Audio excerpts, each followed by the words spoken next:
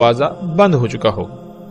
موجودہ انسانوں کے ان مفسد اعمال کے سبب پوری دنیا اس قدر فساد زدہ ہو چکی ہے کہ اب یہ دنیا جہنم میں بدل جائے گی۔ جسے یہ مسیحا بنا کر بیٹھے رہے، اس کا انہوں نے صرف ایک ہی رخ دیکھا، یہ دوسرے رخ سے غافل رہے جو عنقریب ان پر واضح ہونے والا ہے۔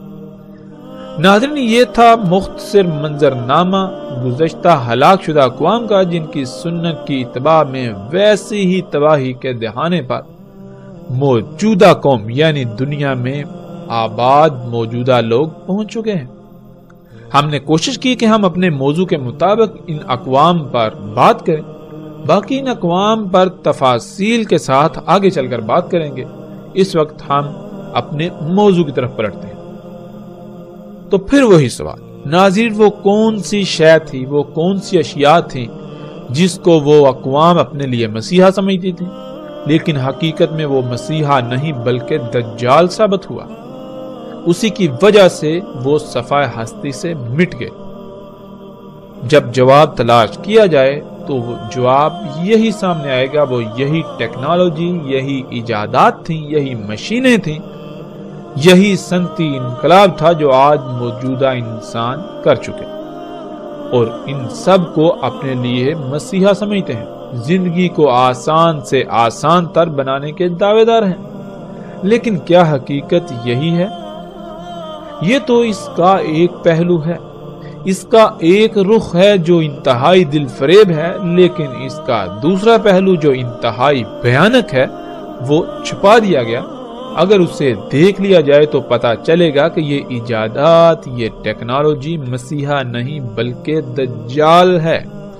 یہ محض ایک دھوکہ ہے جن کی وجہ سے آج دنیا تباہی کے دہانے پر پہنچ چکی، طرح طرح کی بیماریوں کا سیلاب امڈ آیا، پوری دنیا سیلابوں، طوفانوں، آندھیوں اور زلزلوں کی لپیٹ میں ہے۔ جگہ جگہ سے زمین دھنس رہی ہے، پہاڑ ٹل رہے ہیں، زمین میں قائم کیا ہوا اللہ سبحانہ و تعالیٰ کا میزان بگڑ چکا ہے ان ایجادات کی وجہ سے، اس صنعتی انقلاب کے نام پر دجال کی وجہ سے۔ اسی صنعتی انقلاب، ان ایجادات، اس ترقی کے نام پر دجال کی وجہ سے ایک عظیم تباہی موجودہ انسانوں کے سر پر آ چکی ہے۔ لیکن کوئی بھی ایسا نظر نہیں آتا جو غور و فکر کرنے والا ہو، جو اللہ کی طرف لپکنے والا ہو۔ ناظرین، رسول اللہ صلی اللہ علیہ وآلہ وسلم نے کہا تھا کہ کوئی ایک بھی نبی ایسا نہیں جس نے اپنی قوم کو فتنہ دجال سے نہ ڈرایا ہو۔ اور ایسی روایات میں عربی کے جو الفاظ استعمال کیے وہ دو طرح کے ہیں، ایک ہے لفظ ناظرہ اور دوسرا ہے لفظ حاضرہ۔ ناظرہ کہتے ہیں متنبہ کرنے کو، یعنی اگر کوئی ایسا کام کیا جا رہا ہو جس کا نتیجہ انتہائی بھیانک ہو یا نقصان دہ ہو تو اس کام یعنی اس عمل کے رد عمل سے پہلے ہی اس سے آگاہ کر دینا کہ اس عمل کو یا ان اعمال کو چھوڑ دو، ورنہ رد عمل کی صورت میں مارے جاؤ گے، نقصان اٹھاؤ گے۔ تو جتنے بھی نبی آئے انہوں نے دجال سے متنبہ کیا، یعنی انسان جو اعمال کر رہے تھے ان کو متنبہ کیا کہ اگر تم نے اپنے انہی اعمال کو جاری رکھا، ان اعمال کو ترک نہ کیا، تو پھر وہ وقت دور نہیں جب تم اس مقام پر پہنچ جاؤ گے جہاں سے واپسی ناممکن ہو جائے گی، اور تمہاری انہی اعمال کے رد عمل میں ایسی تباہی تم پر مسلط ہوگی کہ تمہارا نام و نشان مٹ جائے گا، کیونکہ جو اعمال تم کر رہے ہو یہ تمہیں آہستہ آہستہ مرحلہ با مرحلہ ایک وقت ایسا آئے گا کہ اللہ کے ساتھ کھلم کھلا شریک بنا کر کھڑا کر دیں گے۔ یعنی تم آہستہ آہستہ بڑھتے بڑھتے ایسی ایجادات کرو گے کہ تم اللہ کے کاموں میں براہ راست مداخلت کرو گے۔ تم ان ایجادات کو اپنے لیے مسیحا سمجھو گے، مگر وہ دجال ہوگا۔ اسی وجہ سے تم پر عظیم ہلاکت مسلط ہوگی، تم پر ساتھ آئے گی۔ ناظرین، ہر قوم جب اللہ کی حدود سے باہر نکلتی ہے تو پھر یہ کائنات اللہ سبحانہ وتعالی نے خلق ہی ایسے کی کہ انسان کے سامنے حادثاتی طور پر راز کھلتے چلے جائیں گے۔ یوں آہستہ آہستہ انسان اس سطح پر پہنچ جائے گا کہ وہ اپنے ہاتھوں سے دجال کو ہلک کر بیٹھے گا، جس کا انجام عظیم تباہی کے سوا کچھ نہ ہوگا۔ یہی گزشتہ اقوام کے ساتھ ہوا اور یہی اس موجودہ قوم کے ساتھ ہوا، اور اب عظیم تباہی سر پر آ چکی ہے۔ ناظرین، دوسرا لفظ تھا حاضرہ۔ حاضرہ کہتے ہیں اس خطرے کو، اس ڈر کو جو سامنے موجود ہو یا پھر بالکل واضح نظر آ رہا ہو۔ یعنی ہر نبی نے دجال سے ڈرایا جو ایسا خطرہ تھا، ایسا فتنہ تھا جو موجود تھا۔ جب ہر نبی نے ڈرایا اور متنبہ کیا تو کیا وہ قومیں متنبہ ہوئیں؟ انہوں نے اپنے اعمال کو ترک کر دیا؟ قرآن میں اللہ سبحانہ و تعالی نے بار بار واضح کر دیا کہ نہیں، انہوں نے ہر نبی کی، ہر رسول کی تکذیب کر دی، تو پھر وہ اسی ہلاکت کا شکار ہوئے جس سے ان کو متنبہ کیا گیا تھا۔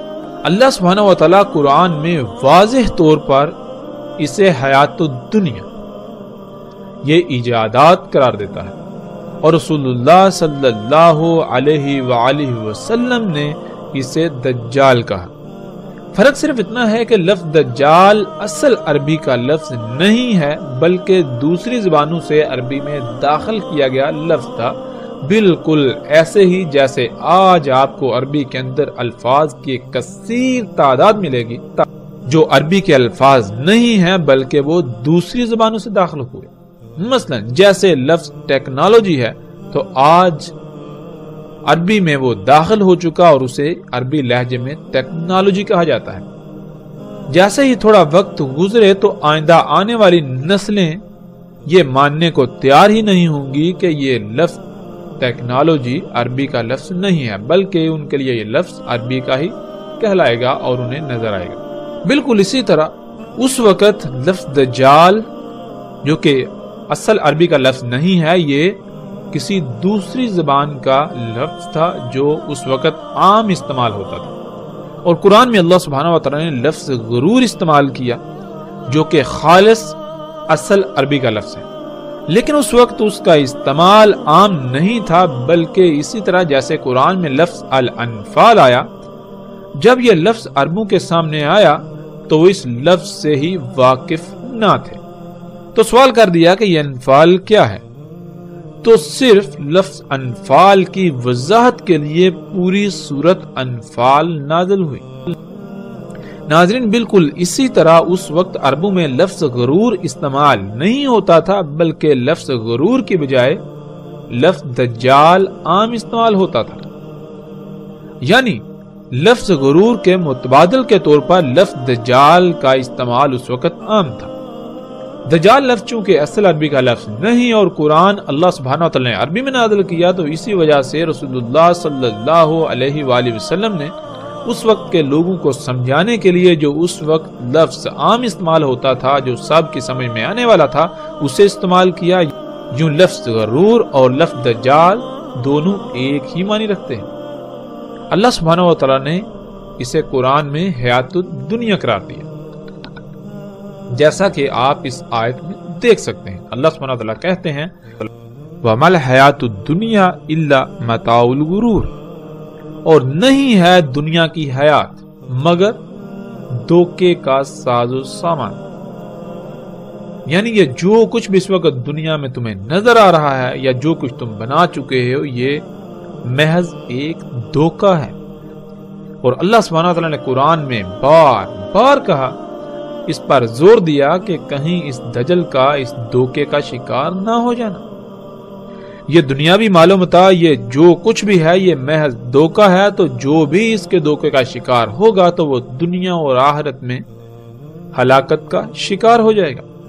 اور اگر پوری کی پوری قوم ہی اس دھوکے کا شکار ہو جائے تو پھر دنیا کو فساد اور اس فساد کے ظاہر ہونے، یعنی انسانوں کے اعمال کے رد عمل کے طور پر آنے والی تباہیوں، اور بالآخر انسانوں کے نزدیک ایسی عظیم تباہی سے کوئی نہیں بچا سکتا جو انسانوں کا صفحہ ہستی سے نام و نشان مٹا دے۔ ناظرین، الحمدللہ ہم نے قرآن سے یہ جان لیا کہ وہ کون سی شے تھی جس سے تمام کے تمام نبیوں نے متنبع کیا۔